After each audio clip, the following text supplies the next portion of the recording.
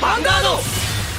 Hey guys, in the previous videos we already discussed the best cards in the respective grade that were released this year for the grade 1s, the grade 2s and the grade 3s. But today I want to flip it on its head because I want to take a look at the worst cards that were released this year for the entirety of Vanguard. But to not flood the entire list with some random commons and rares, I want to focus on high rarity cards or cards that were supposed to be boss units of the respective archetype, but basically failed miserably on its head and didn't really go anywhere, and also saw hardly any actual play in the competitive scene and even to some extent in casual play. So with that explained, let's jump straight into this list. As for the number 10 spot, we've got a collection of a couple of cards because we can basically put an entire mechanic in this spot. Because for the number 10 spot, we've got all the normal order cards, but of course with the exclusion of a couple of them, because some of them were actually very powerful and saw some competitive play.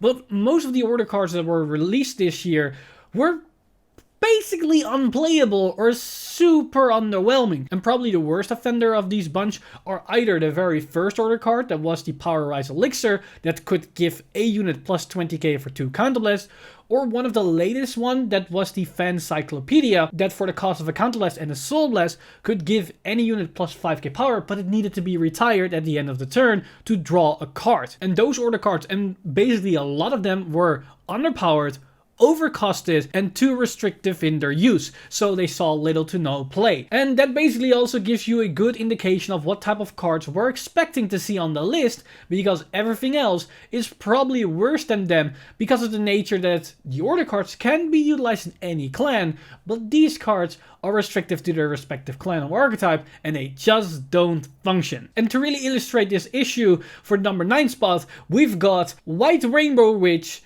Pyrethu, and this card was the start of a new archetype for Genesis, which is the Sorcerer and Witches archetype, but oh boy did they completely miss the ballpark on this one, because its first ability is almost unusable because it's way too costly, and even the payout is suboptimal because it's a weaker Soul Saver dragon, while this card comes almost 3 years after the original Soul Saver dragon, which is pretty worrying. So the only use this card actually has is thanks to her second ability, which allows you to bounce back your cards. Now this could be useful in certain combo plays, but the problem is, not only is this card main attraction way too overcosted and not worth it to use, the sub-archetype it's supposed to support doesn't really exist because there aren't really good witches and sorcerers to work with, and they don't really have a cohesive synergy. So you have a boss unit that doesn't function for an archetype that doesn't exist.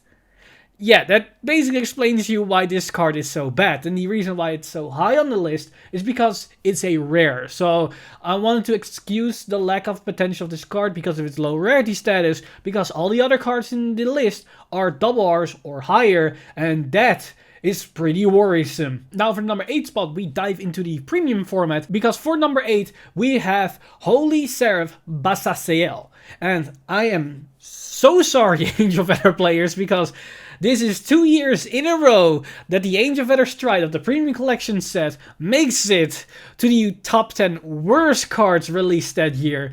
So you guys just can't catch a break. And the reason why this card, in my opinion, is once again eligible for the worst cards released this year is because of the inherent nature of the card. It's a card that extends your damage zone, which can be nice because it means you won't die as quickly, but in a format where death is basically happening every single turn, it's very unlikely that this skill can be used because it's a GB free skill. It's way too slow. Even with the Tempest Sphere that is introduced in the same set, it's very unlikely that you can go into this thing as a first strike because it's an unplace effect. If it at least had some kind of effect that you could flip something in your G zone and then utilize the skill, then maybe it was useful, but it's still way too slow for what it does. And even get that other extension of your damage zone, you need to basically have GB5, which is even more insane to think about in a format like Premium.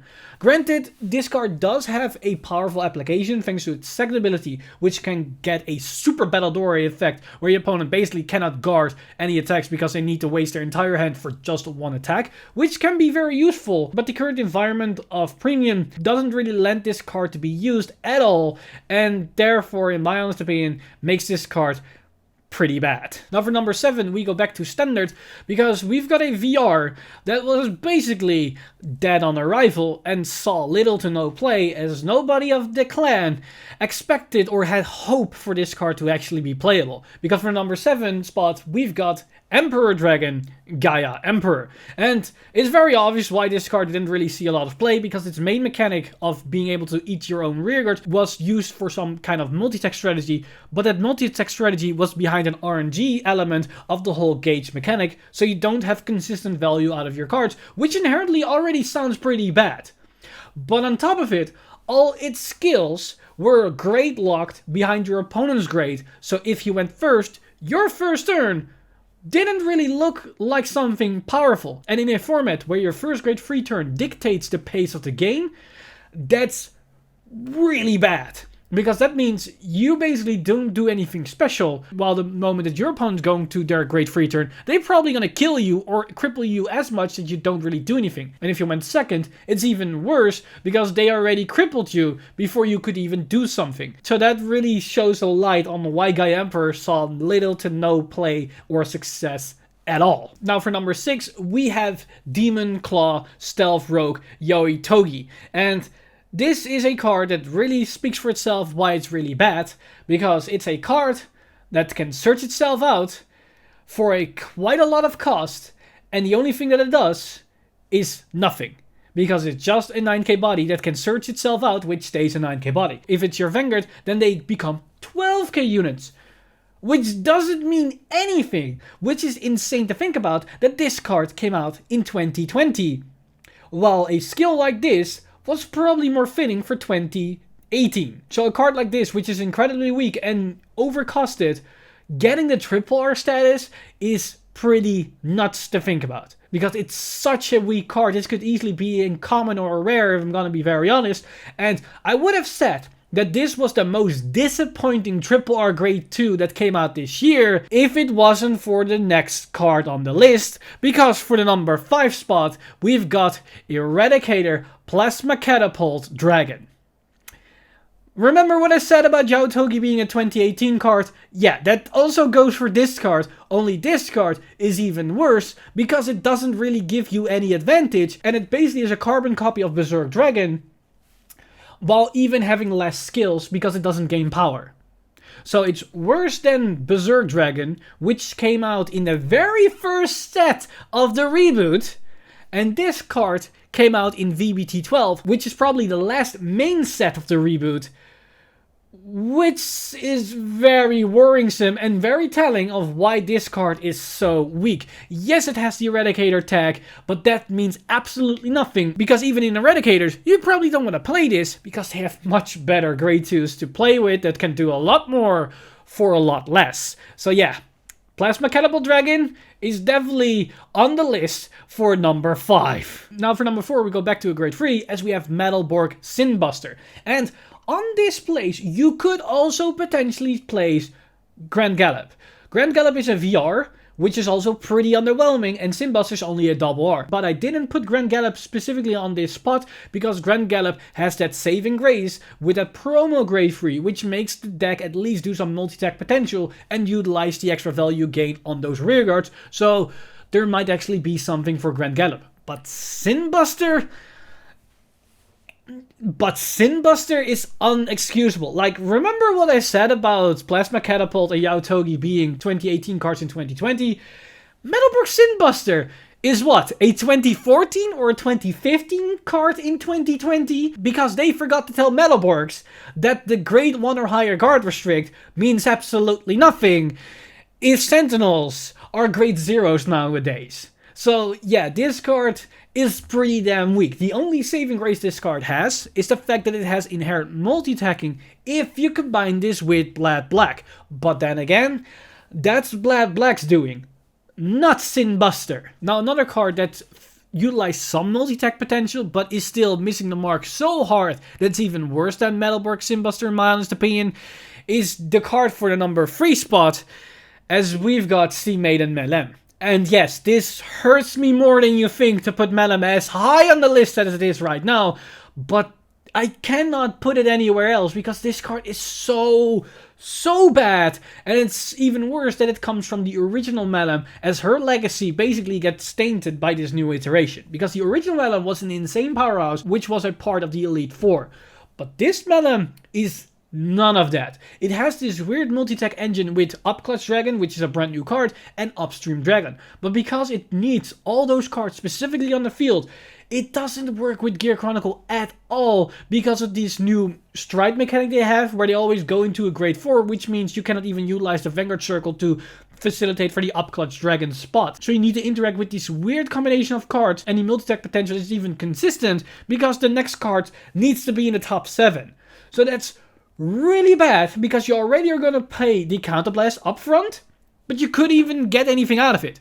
And even in the case you get the multi-attack potential out of it, they're pretty weak numbers because they're just 8, 10 or 13k depending on which card you're calling out. They don't get any additional power, they don't do anything else. They are really reliant on RNG and the force markers you're supposed to generate to actually facilitate those attacks, but because you keep calling them to the left to the right, you might not even be able to utilize the same marker every single attack, unlike the original timely mechanic that could do this to some extent. So for this whole debacle and legacy forsaken thing what happened with Melem, I have to put Melem on the number 3 spot. But luckily she isn't the worst because there are 2 more cards that are even worse that were released this year. Because where Melem does have a weird and faulty multi-attack potential, it can work to some extent and there might be more support in the future that can make it more consistent. But a card that doesn't really work at all and negates anything that the clan does and basically works against the clan is Omniscience Dragon Chipachakam, which takes the number 2 spot. And the reason why this card is so bad is because it works against what Great Nature tries to do. Great Nature is all about pumping its units and then dying it off in the end phase so you gain more value with all the extra draw potential you can do. But Chipachakam kills them during the battle phase, which means you negate any potential draw or plus or resource you would get of the unit otherwise, which is pretty ridiculous to think about. And the only upside to this card is the fact that it can accelerate your GB count, which even then doesn't really matter at all in most cases for Great Nature. Now, granted, its first ability is pretty good, being able to put your retired units back into the deck, which combats the whole deck out issue that Great Nature has, especially in Premium. But the issue is that skill only works when it's the Vanguard. If this skill was a continuous G-Zone ability, then this card actually would have been really good because you would always run one copy and just flip it face up with any other card and never look at its second ability for a second.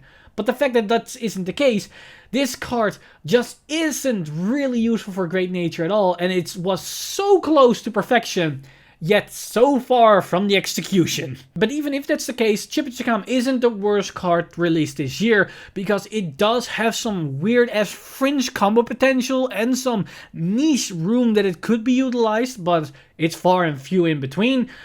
But there's one card that even if it works and it does what it's supposed to do, it actually makes things worse than actually better.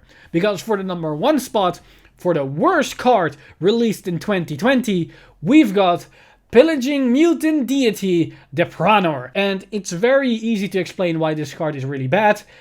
It turns your opponent's G-Zone face up. And you might think to yourself, well, that is really good because you can negate your opponent's options and basically choke them out of their plays and eventually win the game because they cannot stride or do anything anymore. Well, remember what I said earlier in this video with the whole Angel Feather card? The format is at such a pace that you could die any moment. Which means you will never get at a point where the entire G-Zone is flipped face up because that's 16 cards. So that means you don't get to that scenario. And the fact that you are flipping their cards face up in the G zone, you actually are giving your opponents resources, because that means they get access to higher GB count, they get access to certain cards that need to be face up with passive G zone abilities, or they get access to more powerful G Guardians because now there's more cards face up. And funny enough, if you're up against CTV and you utilize a card like this, they could heritage you on the very first stride. Yeah, I'm like, there is no reason why this card is useful in any situation, especially nowadays. Maybe if the format gets a bit slower, but even then, things happen like I just explained. You get heritage on their first stride. So where every other card in this list has a fringe situation where they might be useful, the Prano is just so bad that actually your opponent wants you to play this card, because they get oh so much advantage of you using it, and you as a Mega Economy player gets 0 off of it. And that makes Pillaging Mutant Deity the Pranor the worst card released in 2020. Now, I might have missed some cards that you think should have been on the list, so let me know in the comments down below which you guys think are the worst cards released this year. There were a lot of questionable cards out there, so I probably missed certain ones, and maybe you aren't on the same page as me with certain listings of these cards. Maybe you think certain cards should be higher on the list or lower on the list, so let me know all your thoughts and suggestions in the comment section down below, because it's always a fun thing to think about. Now, that said, join me next time when we're gonna flip it up its head once again, because then we're going to look at the best cards released in 2020, no matter which grade they were. So from grade 0s to grade 4s in general. As always, this video has been brought to you by lovely patrons over at patreon.com/VanguardInsider. You guys are amazing. If you want to support the channel or everything that's happening on the channel, you can simply go to patreon.com/VanguardInsider and become a patron today. But with that said, I'm Mr. Timeleaf, and I see you guys in the next one!